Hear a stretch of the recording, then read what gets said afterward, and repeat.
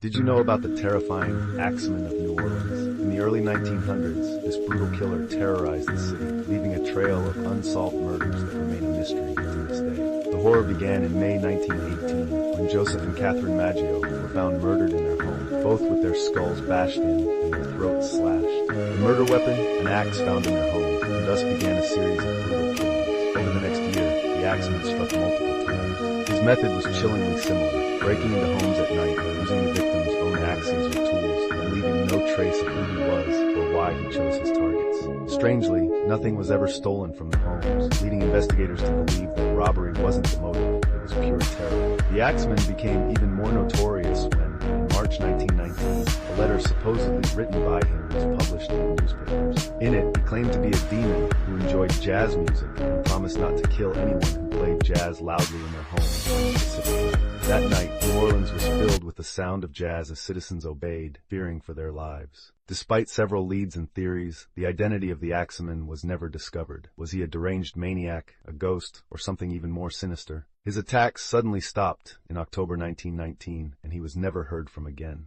The mystery of the Axeman of New Orleans remains one of America's most bizarre and chilling unsolved cases. What drove this person to commit such heinous acts, and why did he disappear as suddenly as he had arrived? If you're fascinated by historical mysteries like this, don't forget to like, share, and subscribe for more eerie stories from history.